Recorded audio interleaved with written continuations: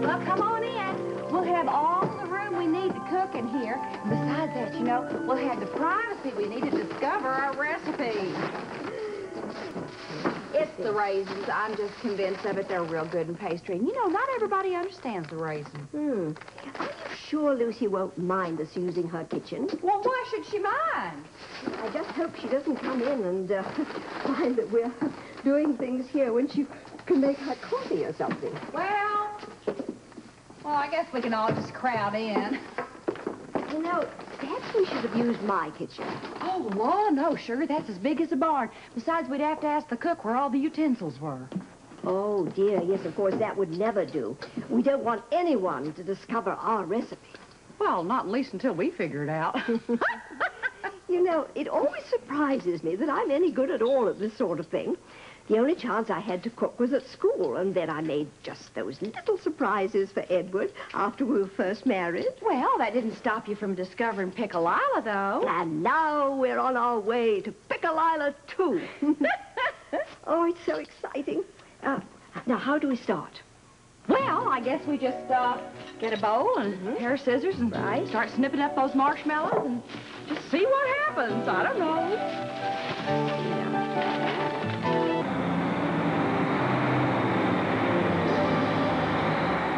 Beautiful. Yes, it's too good to eat. Don't expect me to just sit there and watch it melt. Well, what do you think, Ruby? It's got an awful lot of whipped cream, which is very expensive. I thought it was special. Well, sweetheart, not that special, even with your terrific haircut. The kid's doing great. Yeah? Yeah, she really caught on fast, thank heavens. If Trixie hadn't had a day off, I think she would have collapsed in a heap, and that's some heap. Oh, well, you look like you're doing pretty good yourself. Oh, yeah, the hand's almost as good as new. Yeah. Thank heavens I'm back to doing my own thing. For a while, I thought the sky had fallen. Oh, speaking of troubles, listen, did you hear about the big blast and all the smells and everything at the brownstone? No, what happened? Well, it was similar to what happened at the hospital. I mean, flickering lights, this odor coming out. It was horrible. What? What happened? Oh, well, we were sitting around the brownstone, and we were singing. I mean, the music was terrible. We didn't... And this whole blast comes out of the fireplace. Our top story, a bomb in Brussels. Earlier today, shock waves were sent through this European community when a building exploded in the early morning hours, sending debris into traffic. Fortunately, day's business had yet to begin, and there were no serious injuries reported. Authorities suspect that the bombing may have been directed at visiting dignitaries who were in Brussels to attend an economic summit. You will laugh, but that news is a little too depressing for me right now. Hey, Robert. Hey, old buddy, you watching the news? Because I just turned it off. It's funny, I thought somebody was here. Somebody is here. Me.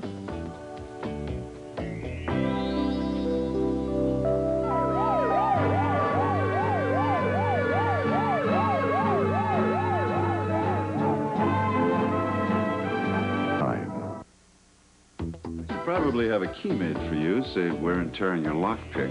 No, I enjoy the practice. Would you mind telling me what good fortune brings you here? Uh-huh. Sean, we need to regroup. That's odd. I thought we had just ungrouped. I was planning a party to celebrate it personally, you know. But I think that we need each other for just a little while yet. All right. What's in it for me? Well, if we find what I'm after, we'll undoubtedly find what happened to Frisco. Fair enough? Just what are you after, anyway? Whatever LeBlanc and his killers are after. At least we agree on one thing. Frisco seems to have gotten his hands on something that everybody wants. Mm-hmm. And LeBlanc obviously believed that it was sent to Felicia. Which Frisco obviously hid someplace, and will take that secret with him to the grave. Then you've accepted the fact that he's not alive. The ring seems to prove that pretty well. And there's no way that LeBlanc could ever have gotten that ring away from Frisco. Unless Frisco was dying and wanted to leave his wife something. Unless he was already dead and all LeBlanc did was help himself to it. Well, that's interesting. Meaning what? Well, you told me that LeBlanc insisted to Felicia that Frisco sent her something. Yeah, but he didn't send her anything. Unless LeBlanc is unknowingly the messenger. You mean the ring? I don't think so. Have you examined it closely? Well, I really can't say I have. Well, it may be well worth doing. All right, I will as soon as I see her. You know, you might be right. There might be a clue on that ring somewhere. But I think there's another angle we should check into. Such as? Such as trying to figure out exactly what everyone is after. With LeBlanc dead and possibly Frisco as well, whatever it is could lead us to whoever's behind all of this intrigue.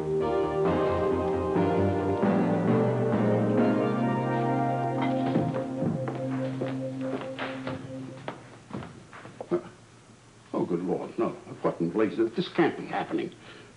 Jennings! Jennings! I swear I'm going to get that man a beeper. Jennings! Jennings! I never can find a butler when I need him. Jennings! What's up? I don't need you. I need him. Okay, why the uproar? Don't you ever read the newspaper? I can't believe it. Believe what? Minitech. I invested $5 million in it, and the bottom's falling out. Oh, terrific. How much is it costing me? Not 1 cent, unfortunately. Well, I don't know how that's possible, but that's great. Go, great, great. You say it's great. If you'd been in, my share wouldn't have been as large, and my losses would have been cut in half. But share and share alike. That's the fair way. Share and share alike. That's the fair way, is it? What a wonderful man you are. What a wonderful human being. You tried to stab me in the back. You went out and tried to make a profit on your own. Damn it, damn it. Now, Alan, Jennings. You tried to make a killing and you got burned. Oh, Father, I feel so bad for you. I really do. My heart, it's pumping for you. I really feel terrible. Tell me, sir, how much did you lose? Get lost. Jennings. Sir. Oh, Jennings, my father may have to sell the limousine. I understand they're giving big cash rebates on small American cars now. Jennings, I need the car and the chauffeur. I've got to make a quick trip. I'm sorry, sir. Mrs. Quartermain has the car. Well, get her back here and get the car along with her. She refused to reveal where she was going, sir. When's she coming back? About supper time, sir. Well, that's too late. I've got to get to Cheryl Stansbury's right away. Jennings, why don't you order my father a taxi? A taxi? They cost a fortune, and they expect a tip besides. Well, I haven't been a very heavy loser today, so maybe I could offer you a ride. Well, if you keep your mouth shut. Sir, would I say anything to you to add to your discomfort? I mean, what kind of sum do you think you've raised?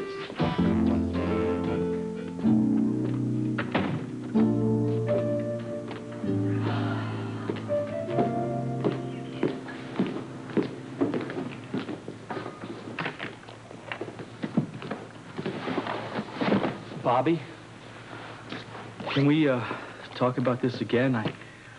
I think that having me move out is a little drastic. If you just let me explain. Explain what?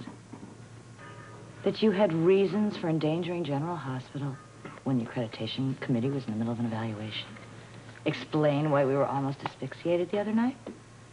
Forget it, Scott. And I meant what I said. You'll be out of here by tomorrow morning.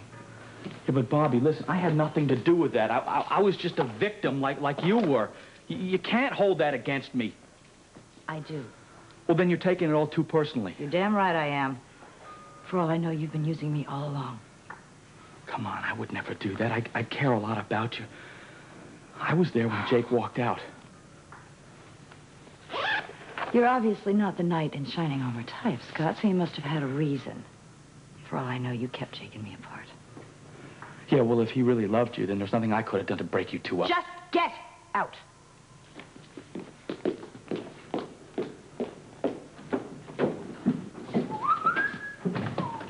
Hey, Scotty. Doing a little fumigating after a stink bomb attack? Had to take some clothes to dry cleaners first thing this morning. Something else, wasn't it? Actually, I thought it was pretty funny. You know, doorbells ringing, smoke alarms going off, the smell, everything. Yeah, funny. What kind of reminded me of that mishap we had at the hospital not too long ago. Although I didn't think it was very funny then. Added to a lot of pressures, you know. Yeah, it did. Well, I gotta go to the teen center. I'll see you later.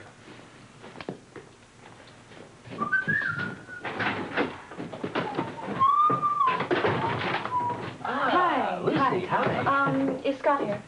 Living room. Thank you.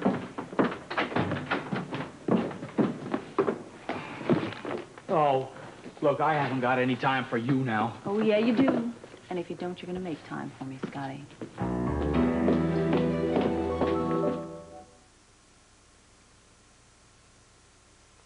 You know, Scotty, we can save ourselves a lot of time if we just skip over all the denials about you causing the uproar here the other night and at General Hospital. Let's not play that game, okay?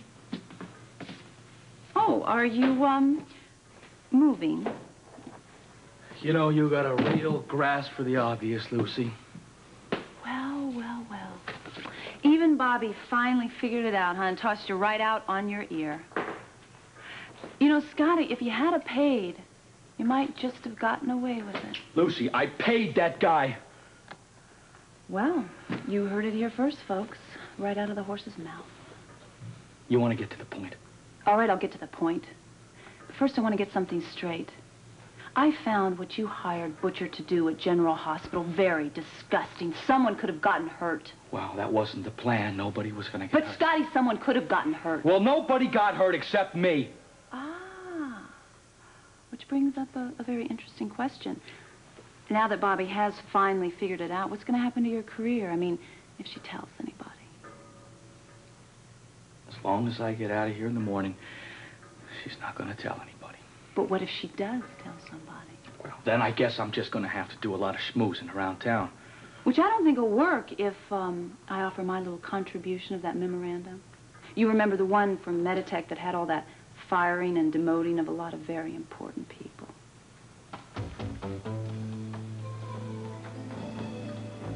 Lucy, what do you want? What do you really, really want from me? Nothing. For now. But I would like your continued goodwill, shall we say, in the future. That's it? Look, Scott, if Bobby does decide to blow the whistle on you, then as far as I'm concerned, you're nothing but dead meat. On the other hand, if she doesn't blow the whistle on you, then maybe somewhere down the line we can prove useful to each other, maybe even work together. Maybe so, maybe so. I mean, you still do want to get on the hospital board, don't you? Exactly. So, let's keep in touch. Oh, and, Scott, you know, you really should learn not to be so tardy with your bills. Because when you don't pay them on time, you never know who will raise a stink about it.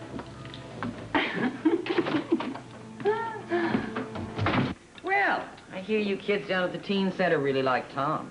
Yeah, he's great. You know, he doesn't act like a grown-up all the time. Oh, grown-up, that's pretty awful. No, I mean, Ruby, he doesn't, you know, push his weight around. He doesn't say, you know, do it because I have all these degrees. I mean, he listens to you. He really listens. That's a sad state of affairs when really listening to a kid makes you an ungrown-up. Didn't hurt either when he got Terry around there. I mean, she's been giving us all singing lessons, and we all get together and sing, and even I do sometimes. It's not bad either. And by the way, when are you going to try? Me sing? Yeah. I don't have the time. Well, you want some time off? No, I love it here, Ruby. Oh, no, that's not what I mean. I mean, when you want time off for something personal, you talk to me about it and we work it out. I knew it would all work out. Thanks. See? No, don't thank me. Thank the customers. They like you a lot. And that's good news because they really like Melissa. Well, I've got a lot to learn, but thanks for giving me a shot, Ruby. Yeah, okay. Well, hi there. Well, how are you, darling? Greg, what happened to your ponytail? It's gone. Good. Thanks. Val, you're turning around your life very nicely. Trying. I'm doing it, too. Hey, listen, I hear you had some nonsense down at the Brownstone. Terry was talking to me about it. Sit down and you can talk to me about it when this kid takes a well-deserved break. Hey, it's not necessary. Nonsense. Everybody needs some time off during the day, so you just scoot out of here. Okay. Let's go down to the park. It's really pretty. How much do I owe you for that banana split, Ruby? Well, considering that gorgeous haircut, and that was her first Sunday ever, it's on the house. Thanks. Yeah, but next time you won't get so much. Aw, thanks, Ruby. Goodbye, kids. Enjoy yourselves. So, what? Oh, the doorbell was ringing and the lights were going on and off. It looked like a psychedelic light show. And a terrible smell and smoke just billowing out of the fireplace. Any idea who did it or why? I suppose it was someone who's upset with one of us who lives there. Well, does Scotty know anything about it? I mean, he's a lawyer. He could figure it out. I have no idea, Ruby. Why don't you ask him when you see him? I should should probably go. I thought it was your day off. Well, it is, but there's a movie I've been dying to see, and if I leave now, I can just about make it. Well, all right. But I'm gonna miss you. Be good. Goodbye, sweetheart.